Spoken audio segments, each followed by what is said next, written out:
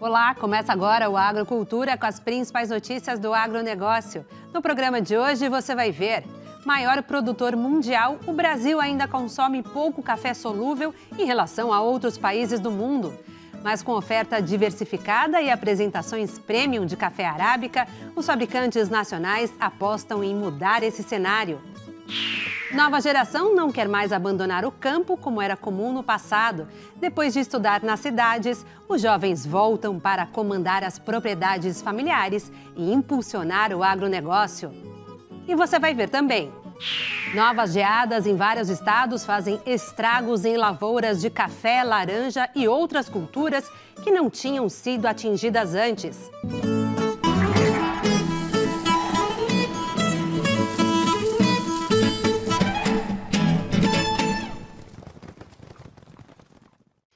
Diversidade na oferta e lançamento de cafés de qualidade premium como os arábicas alavancam a venda de café solúvel no Brasil.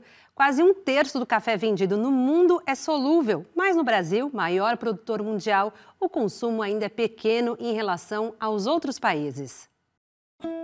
Das prateleiras, direto para a mesa do consumidor. O café é o meu começo diário. Todo dia, se não for com o café, não tenho a eletricidade necessária para seguir o dia, não. Já virou ritual. Logo cedo, uma xícara de café é indispensável e tem que ser solúvel. Eu tenho preferência muito pelo solúvel, pela praticidade. Café solúvel, rasgou o sachê, jogou na água quente, misturou, já está pronto para beber. Não tem frescura, não precisa de máquina, não precisa de nada. Até o micro-ondas faz. O café solúvel, também conhecido como instantâneo, cresce no gosto do consumidor a cada ano. Tudo por causa da melhora na qualidade do grão e praticidade no preparo. Que é mais prático. E para uma pessoa só é mais prático, né? O café solúvel é um produto 100% natural, feito das variedades arábica e robusta, sem qualquer tipo de componente químico. O que difere são os processos de fabricação. Ao todo, são 3 tipos vendidos nas gôndolas dos supermercados.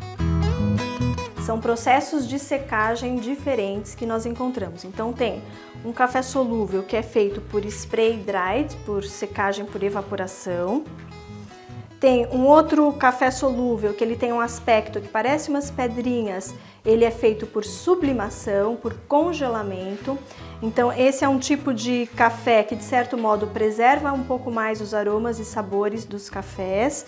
E um terceiro processo que é encontrado nos supermercados é o que nós chamamos de aglomerados. Na realidade, esse aglomerado é esse spray que passa por uma camada de vapor e ele fica com o pozinho mais junto, formando como se fosse um floquinho, tá vendo? E ele tem uma dissolução mais fácil na água ou no leite. Eliane é consultora da Associação Brasileira da Indústria do Café Solúvel. É responsável também por classificar a qualidade do café através de técnicas sensoriais, usando o paladar e olfato. Ela diz que o solúvel tem evoluído muito, tanto na qualidade quanto nos sabores. Eu tenho alguns cafés que nós chamamos de cafés de excelência, que são aqueles mais suaves, mais delicados, que normalmente a gente pede para que seja consumido com água, porque ele tem uma delicadeza maior, e alguns cafés que nós chamamos de cafés convencionais, que normalmente são consumidos com leite. O maior consumo desse produto hoje no Brasil ainda é com leite, porque são cafés que têm mais potência no paladar. Então o que é isso? Eu tenho uma nota mais de amargor, de corpo, de intensidade, que consequentemente combina melhor com leite. E aí quando eu combino esse café com leite, ele traz a potência do café e ele fica mais saboroso, ele fica um café com leite mais concentrado e mais gostoso. Por outro lado, quando a gente começa a consumir o café em momentos diferentes, muitas vezes as pessoas preferem um café com água. E aí os cafés de excelência ou os cafés diferenciados, eles acabam tendo notas sensoriais mais parecidas com os cafés torrados e moídos que estamos acostumados e, consequentemente, você consegue consumi-lo tanto com água quanto com leite ou com bebidas vegetais também. Para a fabricação do café solúvel, os grãos são torrados, moídos e recebem água até se tornarem um concentrado. Depois são submetidos aos processos de secagem para a eliminação da água e de granulação para tornar o uso mais fácil. Apesar do café solúvel crescer no gosto do brasileiro, o consumo ainda está bem longe das demais torras. Tanto que apenas 8% dos cafés produzidos no Brasil são destinados à bebida instantânea.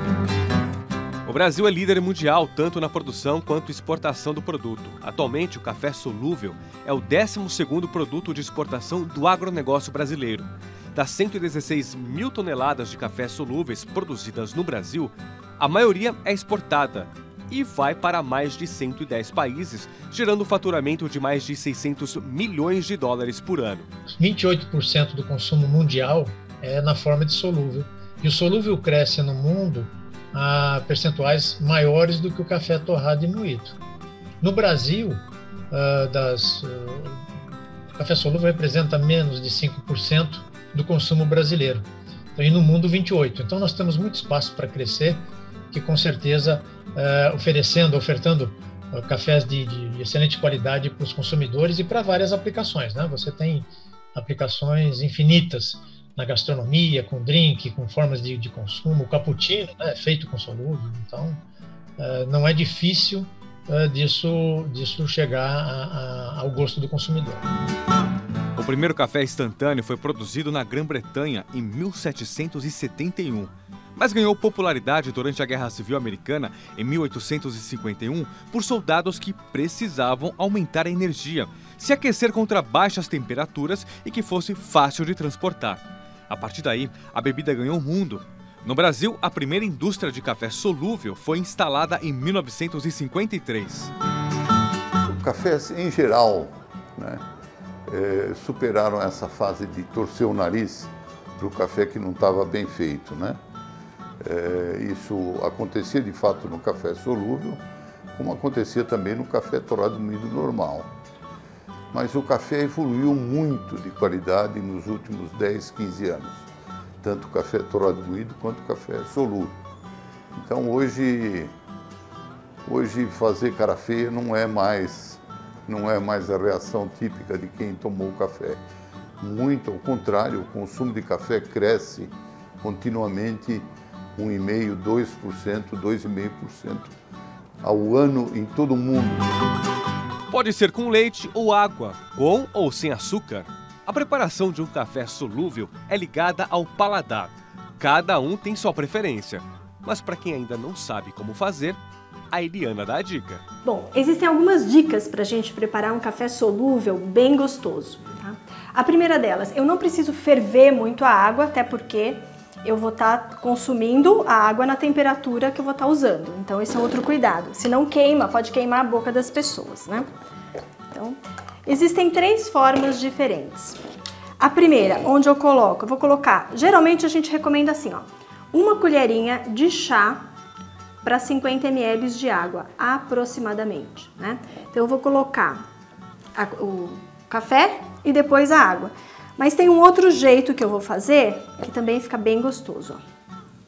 Então vamos lá. Nesse primeiro eu tô colocando o pó, e aí eu tô colocando a água já na temperatura correta, em torno de uns 80 graus é o ideal. Esse aqui, ó, eu vou colocar um pouquinho de água, vou misturar, ele fica mais homogêneo, e aí eu completo. Pode parecer bobeira, mas dá diferença. E esse aqui, ó, eu vou fazer o seguinte, eu vou colocar primeiro a água e aí eu vou colocar o café. Até se você observar, ó, a mesma quantidade de pó que eu coloquei muda completamente até a cor da bebida, tá? Ó, essa aqui fica mais intensa. Esse aqui, quando eu ponho o pó depois, ele fica mais suave. E aqui, quando eu misturo os dois, faço uma misturinha antes, ele fica mais equilibrado, mais homogêneo.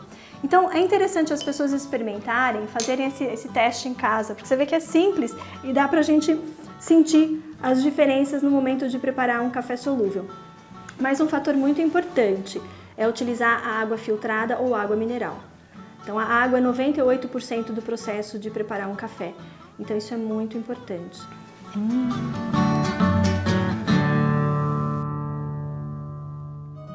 Você vai ver ainda no Agrocultura. Nova geração não abandona o agro. Jovens vão estudar e voltam para o campo tocar as propriedades da família. E você vai ver também, semana trágica para a agricultura. Novas geadas destroem lavouras que tinham escapado antes, como café e laranja. Nós voltamos já.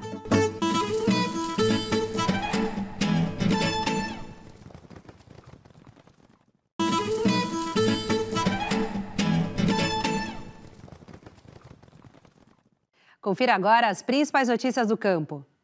A onda de frio que derrubou as temperaturas para abaixo de zero em ao menos 80 municípios brasileiros provocou novas geadas que dizimaram plantações em vários estados. Campos amanheceram cobertos de gelo em Minas Gerais, São Paulo, Paraná, Santa Catarina e Rio Grande do Sul. Em uma noite, pastagens foram transformadas em cinzas. Cafezais de importantes regiões produtoras de Minas Gerais e São Paulo, como a Alta Mogiana e o Cerrado Mineiro, que escaparam das primeiras geadas, desta vez também foram atingidos fortemente. Como resultado, o preço do grão do café disparou nas bolsas internacionais.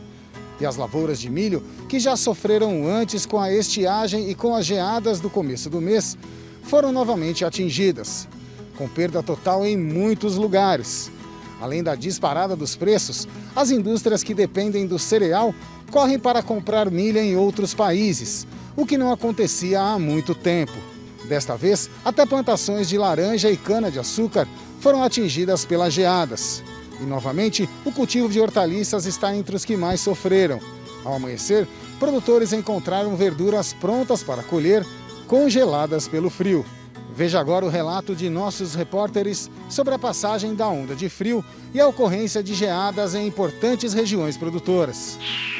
E aqui em Santa Catarina, a semana foi marcada por uma nova onda de frio que atingiu principalmente as áreas da Serra, Oeste e Planaltos. Quem sofreu com isso foi o milho, que já está prejudicado por conta da cigarrinha, praga que atinge as lavouras catarinenses desde o início do ano. Com isso, a quebra da safra pode chegar a 20%. Até mesmo o trigo, plantado na região serrana como aposta para aumentar a produção de grãos de inverno, sofreu com as geadas e o cincelo, ou seja, o congelamento da neblina na vegetação e nas plantações. Agora você vê os efeitos do frio no Paraná, com a repórter Camila Freitag. Pois é, Luiz, nos últimos dias, o estado do Paraná foi mais uma vez castigado com o frio intenso e ocorrências de geadas, o que pode comprometer a qualidade do milho safrinha.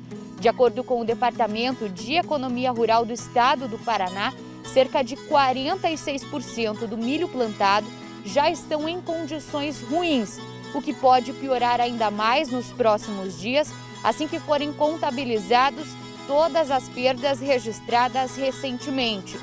A situação pode se agravar ainda mais. É que o Sistema de Meteorologia do Estado do Paraná prevê para as próximas semanas ainda mais frio, ocasionado pela chegada de uma massa de ar polar que pode resultar em mais geadas para o Paraná. Veja agora os efeitos do clima no Mato Grosso do Sul com a repórter Daniela Benante. Pois é, Camila, aqui no Mato Grosso do Sul, além da geada, a seca prolongada trouxe prejuízos econômicos para toda a cadeia produtiva.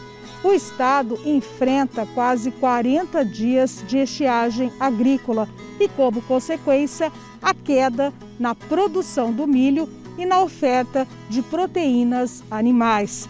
Estima-se que a área afetada pela geada chegue a 30% do total, ou seja, cerca de 600 mil hectares. O reduzido volume de chuvas também comprometeu o desenvolvimento e a granação dos grãos. Na região sul do estado, por exemplo, foram registradas espigas com má formação e plantas que não desenvolveram, afetando diretamente o potencial produtivo da cultura. A estimativa é de uma perda de 2,7 milhões de toneladas do milho diante da produção inicial. Veja agora os efeitos do frio em Minas Gerais, com o repórter João Rafael. Pois é, Daniela. Aqui em Minas Gerais, no sul de Minas, a geada castigou as lavouras de café, hortaliças e as pastagens. E só ao longo dos próximos dias que vamos ter uma dimensão do real prejuízo. As imagens são tristes. Pés de café que estavam verdes, agora estão assim, com as folhas todas secas. Uma estimativa da EPAMIG mostra que 30% das propriedades no sul de Minas foram castigadas. Esse ano, as lavouras de café estavam sendo preparadas para uma boa carga em 2022. Com a geada, a safra futura vai ser prejudicada em milhões de sacas. De acordo com produtores, desde 1994 não era visto um frio nessa intensidade. A maior preocupação é assim, esse era um ano de baixa carga, as lavouras estavam preparadas para o ano que vem. Então, realmente vai comprometer a safra do ano que vem. Ainda existe a previsão de novas ondas de frio para os próximos dias, o que pode deixar a situação ainda mais complicada. De acordo com os profissionais, esse é o momento de avaliar o prejuízo e aguardar alguns dias para ver o melhor manejo a ser desenvolvido nas lavouras, para tentar recuperar os estragos causados pelo frio intenso. Você vai ver a seguir no Agricultura. Tendência dos jovens trocarem o campo pela cidade se inverte. Agora a nova geração vai estudar e volta para tocar as propriedades das famílias. Nós voltamos já.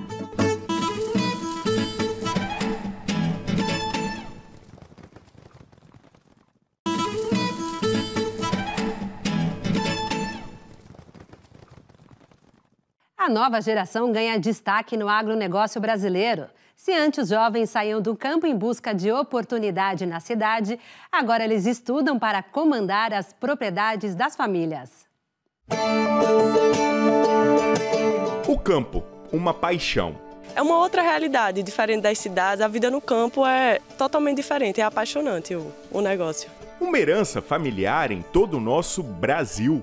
Bom, o trabalho iniciou com os meus avós.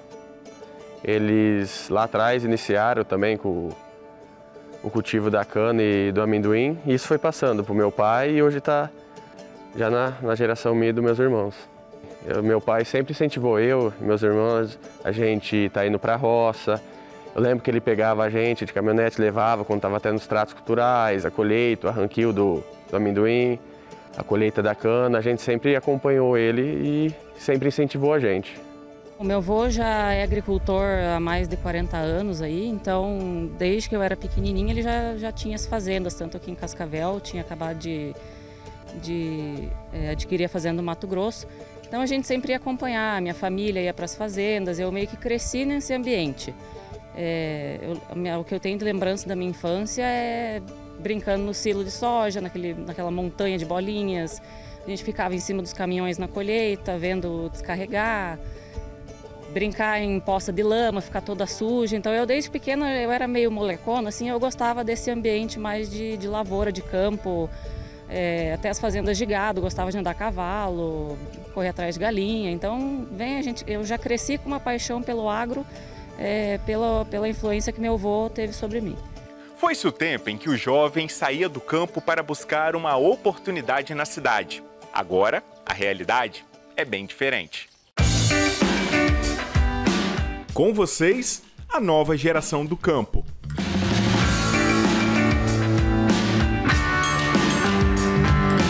E essa turma aí já chegou cheia de responsabilidade.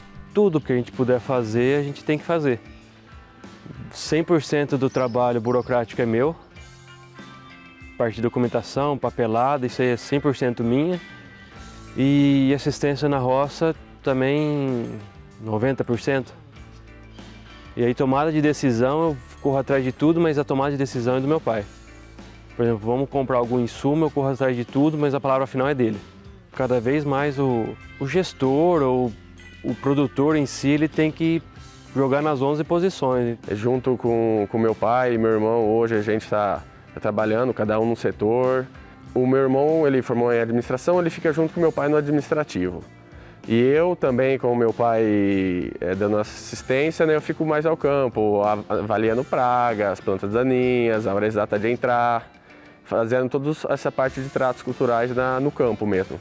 Você se vê fazendo outra coisa hoje, a não ser isso?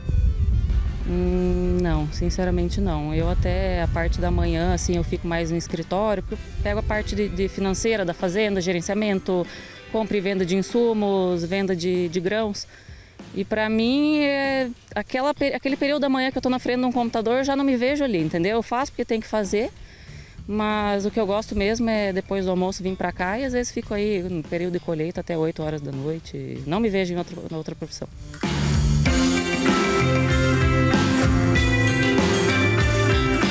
Quem pensa que a trajetória profissional deles foi fácil, está bem enganado. A sua decisão de se tornar agrônoma foi bem vista logo de cara?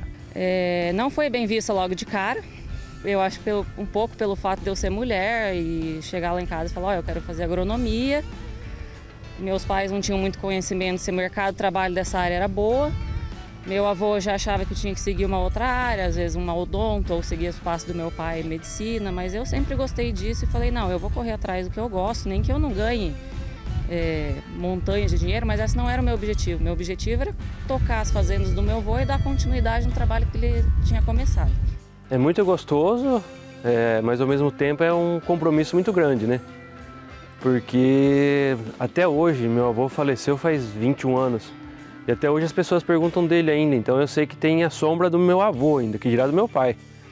Então o compromisso é muito grande, mas ao mesmo tempo é muito prazeroso.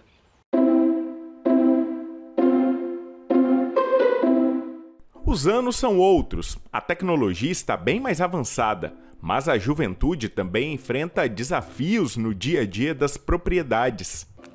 Cada ano que passa está ficando mais difícil. Acho que todos os produtores estão se tecnificando e buscando ganho de produção, tentando com um custo menor. Só que você tem que ver as tecnologias que você tem necessárias e os custos-benefício dela. Eu costumo dizer que depois da medicina, nada evoluiu mais que a agricultura. Eu acho que eu não conheço outra coisa que evoluiu tanto quanto a agricultura. Pensando no meu pai, quando jovem, eles tinham um tratorzinho de 65 CV, que era o maior da época, sem capota, que era gabine, acha? Para hoje a gente com 190, 230, com GPS e tudo. Então, no futuro próximo, o que eu imagino, a gente evoluiu demais, as máquinas cada vez mais eletrônicas, e eu acho que o nosso próximo desafio vai ser mão de obra. Mão de obra já é escassa, mas eu acho capacitada para você operar uma máquina dessa. Porque aquela frase que não estudou vai para a roça, infelizmente, ou ao contrário, felizmente, hoje a gente não pode aplicar mais. Porque hoje você tem trator 100% comando eletrônico. Então, se a pessoa não tiver o mínimo de capacidade, o mínimo de vontade, não vai conseguir operar de maneira correta. Então, eu acho que vai evoluir muito, talvez, para operações que a gente possa fazer sem pessoas, tratores que andem sozinhos, que não precisam de operador, para poucas operações, mas acredito que tenha, e cada vez mais eletrônico, e aí a nossa busca vai ser por pessoas cada vez mais capacitadas e comprometidas com o negócio.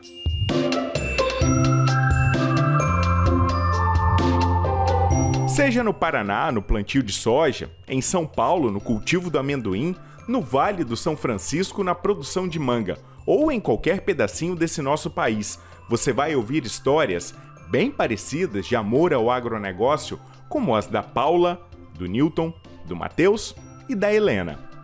Com certeza, para dar continuidade ao desenvolvimento do país, e hoje o peso do agronegócio na economia é gigante e tem que ser dado continuidade, porque e o campo é apaixonante, você regressar, é você buscar outra qualidade de vida, outra realidade. E com ideias inovadoras também. Com certeza, procurar sempre inovar, buscar soluções para o que hoje é problema, no futuro se torne uma solução e uma melhoria nos negócios. É do campo que vem a grande riqueza desse país. A vocação do Brasil está no agro. O agro tem que ser prestigiado pela imprensa, prestigiado pela população das cidades, porque é do agro que vem o alimento, é do agro que vem a riqueza desse país. E aí, se a gente tem o jovem, que é o futuro da nação, envolvida no agro, o futuro está garantido. Com certeza. O Brasil precisa valorizar mais o agro. Precisa dar valor ao homem que está no campo. Eu acredito que em 5 anos de formado eu já cresci muito, tanto mentalmente como profissionalmente. Eu espero no futuro estar tocando as 3 fazendas, as 2 do Mato Grosso e aqui, se eu conseguir, né? Porque eu sou uma pessoa só. Mas eu me vejo no mesmo lugar que eu tô, produzindo mais, se Deus quiser, e usando cada vez mais as tecnologias que a gente tem vindo aí, deixando a fazenda atualizada. Um sorriso e brilho no olho, que é isso que importa. Um sorriso, brilho no olho, pó na cara, camisa comprida, mas sempre aqui, passando um pouquinho de calor. Eu acho que é o DNA, né? Acho que como meu pai cresceu nisso, eu cresci nisso, eu não me vejo fazendo outra coisa. Posso fazer alguma outra coisa aleatória, mas a minha primeira opção é essa. Eu não me vejo fazendo outra coisa que não seja isso. Hoje não.